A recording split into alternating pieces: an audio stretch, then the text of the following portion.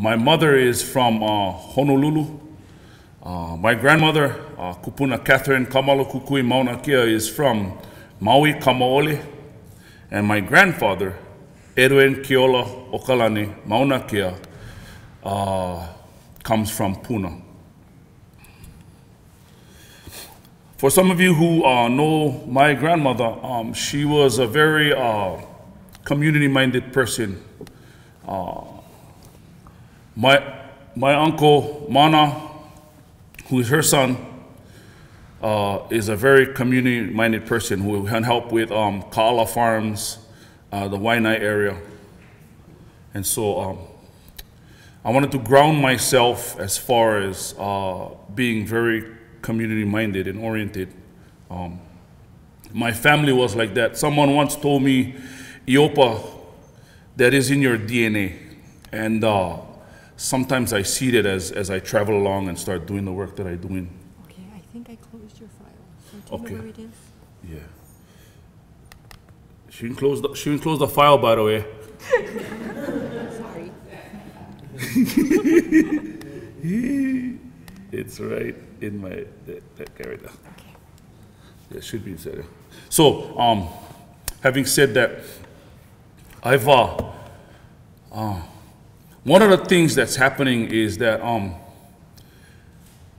I started to organize. I built a nonprofit organization so that I could help our Hawaiian people, and so forth. I really need my stuff up there because I'm getting lost track there. I'm sorry. There's right there. So my organization is called Kanaka Opuna, which means my interpretation is stewards of Puna. I reside out of Puna. I love Puna. I live in Pahoa. Hawaiian Beaches is my castle. I love that place. Born and raised Nanakuli, but I just became so in love with Pahoa. I even wrote one song about Pahoa. Yeah, that was it. So I'm a 501c nonprofit organization. I'm started to organize myself. My program is the Men of PAA right now. Basically, my mission is to empower and enable the Hawaiian men. I work with men, and this is the key. They gotta seek restoration and reconciliation with themselves first, their ohana, and then their community, through the process of what I call the ho'okanaka process. I've named this because I felt passionate about it. It's a culturally rooted and communally relevant process of personal change. The brother gotta change personally, and then it's built up by what I call servant leadership. And what that servant leadership is we go out in our community and we do service. I mean, I partner with every community nonprofit, BISAC, Hui Malama Lano Iwi, everybody. I partner with everybody, and we help them to put on their events. Whether it's gay, lesbian, pride, whether it doesn't matter what it is. It's whether it's fundraising, whether it's culture, whether it's sports, whether it's anything. We just help people put on their events. I found a niche I found a niche, put it that way. Basically, a couple things happening in my program in this ho'okanaka process. It's got to be about kuleana, it's got to be about kupono, it's got to be about discipline, it's got to be about unity. And what happens is we see the man change. When the kane changes, what happens is his family becomes more pono. Once his family becomes more pono, what happened? Who benefits from that is the community. Okay? And that's why we out as the Men of PAA in my program, out in our community, connected to everybody, doing service. And it's amazing the people that we come across in this awesome community. Here's my story. So I used to play music. I had one band, everything going around. We used to play music. We used to be involved with all of the events, ho'olauleas, anything and what have you. Put on my own, in fact. And in fact, I get one signature one that I did every year called the Broadcast Youth jam where we had the kids coming and jamming every time. I was always stuck with the work.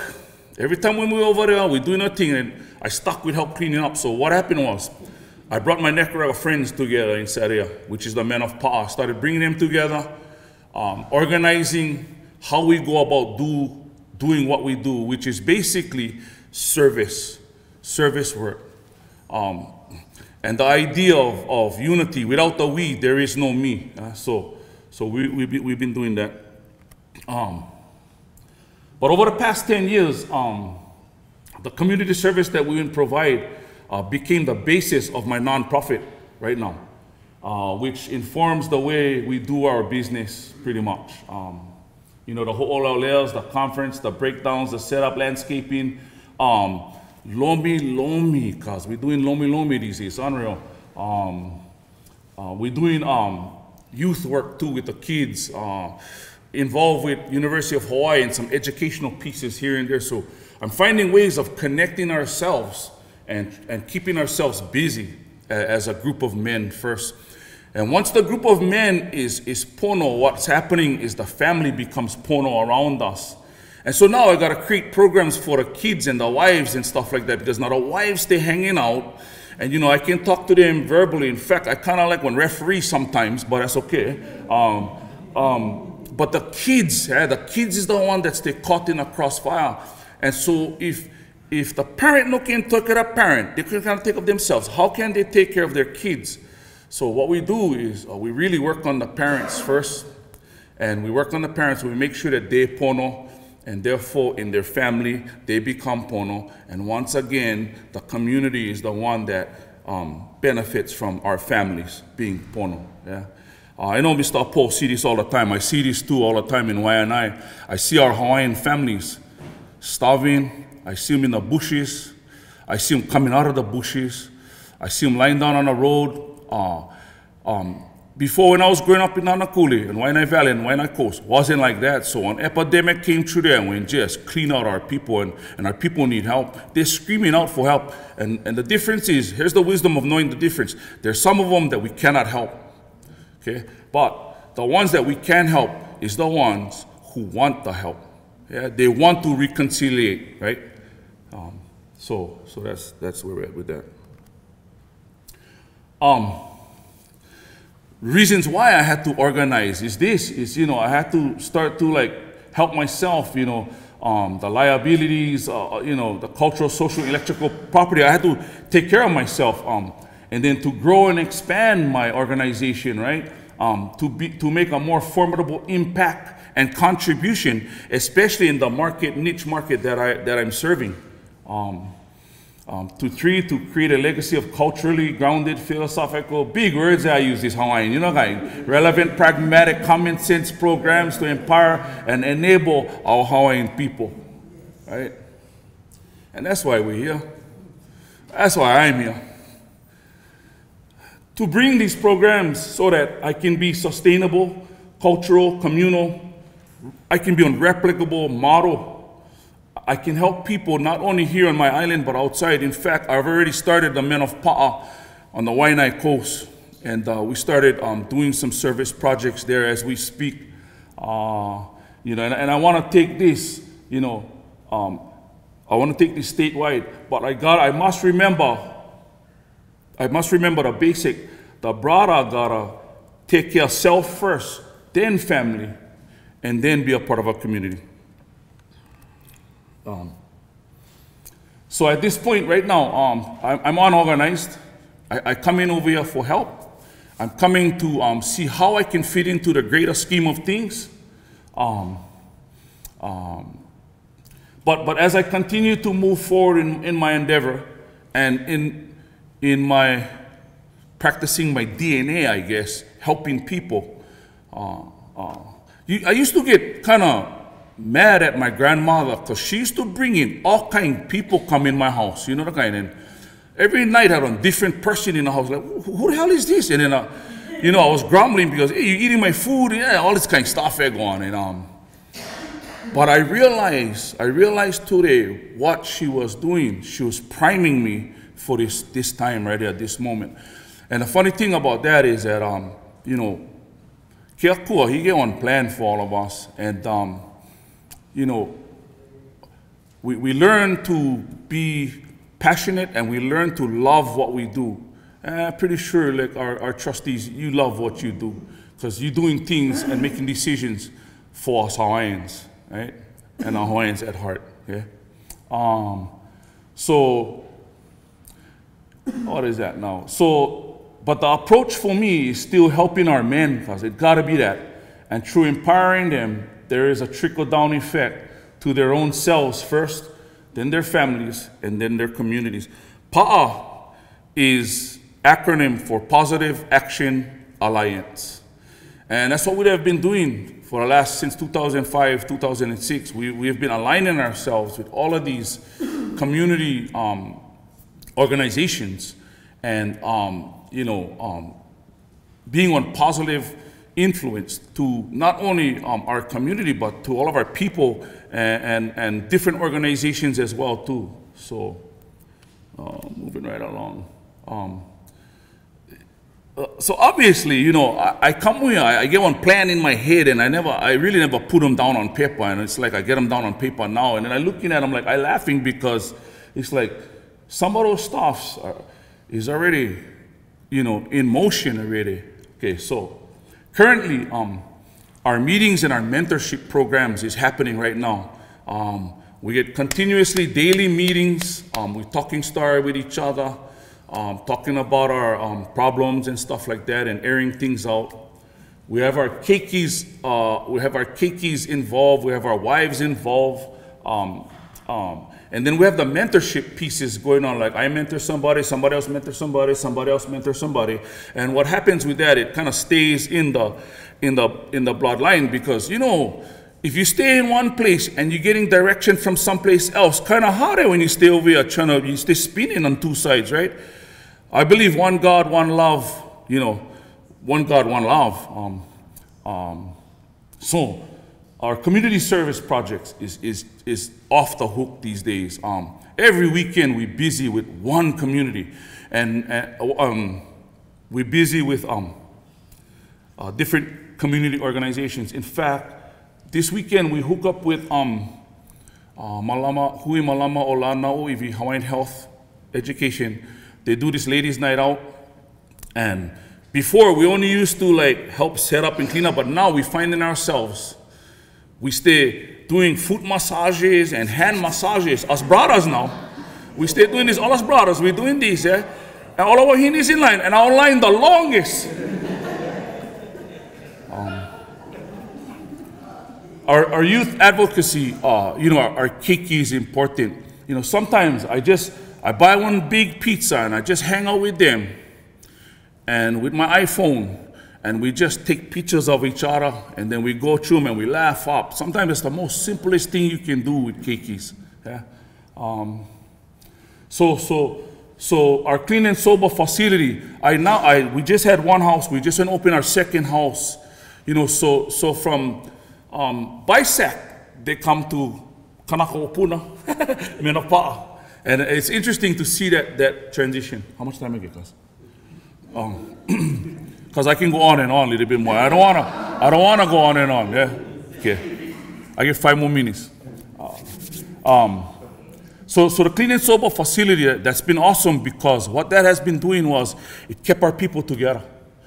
Everywhere we go, everything we do, we get purpose, we get guideline, we get structure. You know, and the men that I get, either they're coming from the prison systems or they're coming from BISAC or they're coming from any other treatment facility or they're coming from the streets. We come in all undisciplined. We come in nuts. We come in sick. And it's awesome to see the change in them. Wow, once they start changing the way they speak, they start changing especially the tennis balls under the arms. Yeah, and then you see the thing just deflate, and you see this man become humble. So our cleaning sober house is doing fine. We get our struggles in that area. You know, for the future, food related ag. You know, speaking to Hui Ho'ola. Auntie Susan guys, I see they're going to come up with their guys brand new facility. And of course, I'm going to hit them up. We're going to come in there and make plate lunches. The family support program is basically like some additions to like AA, Al-Anon, and Alateen. And so I've just created my own, where like I just say, like when the adults meeting, I grab the kids and we go have on pizza. And it's the most simplest thing that you can do with kids. And I tell you, the kids, I trip out, all they like to do is talk story or have somebody listen to them. Now, how hard is that as a parent?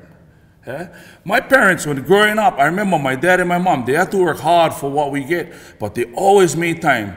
And my grandmother, she wasn't too far away too. She only had one hand, her left hand, and had long fingernails, and she could grab you in a heartbeat, grab your ear, twist them, and you stay calm, cause that's how life was growing up. You know, workforce development, I've connected to different workforce development companies, and our guys, when they come in, we transition them into jobs. That's why a lot of the organizations, they ask us to do projects during the weekdays. We cannot, because why? We work, you know the kind. And that's a good thing. No act like that's one bad thing, cause that's one good thing. Yeah, when men working. So part of that is we developed a company, a little company, a landscaping company. Bought a few weed eaters and some lawnmowers. And basically, it's not about making money. It's about basically trying to stay sustainable. But it's mostly to keep our men busy. Keep them busy, because if they're busy, they don't have time for getting in trouble. Okay? I wanna do some event planning, party rentals and all that kind of stuff, you know, because that's another way of being sustainable. And then, of course, general contracting. And I find out, you know, these young men who come through me or come through my program, I find they get awesome talent. The talent they come through. And I trip out sometimes like what these guys can actually do. Yeah. And then so what I do is I find out what they can do. I motivate them into doing that. And then boom, hence we get, you know, what we have, which is unity. You know, we get on love and one understanding with each other. And that's basic kind stuff. And, you know, culturally, there's big, culturally, there's like, it's the bomb to like help somebody. You know, to help somebody is awesome, because when you help somebody, that means you staying out of yourself. And in closing, my grandmother always said this to me, and I live by this today. Lastly, real quickly, I just negotiated a partnership with Ma'o Youth Organic Farms. Most of you who know who's that. By the way, that's my sister, Kukui Maunakea, and her husband. I just negotiated them on long-term relationship with modeling their program and bringing them over to Puna. And basically their program is about farming and sending our keiki to college. So I'm excited about that. I'm gonna really work diligently on that. And lastly, my kupuna. And me and my sister, I believe, we live by this because of our DNA and who we are and who we've become throughout this process and throughout this development of our lives, is that she says this, she says, Nehuli kalima iluna, pololi ka opu, Nehuli kalima ilalo, piha ka opu. And it simply means when your hands are facing up, you're lazy, you're in beggar, right? But when your hands facing down, that means you a worker, and so you work for what you have today. And that's what we gotta be. We gotta learn how to work together and hana together and work for what we have today. And then we need to work to keep what we have. And in order to keep what we have, we must give it away. Thank you for your time.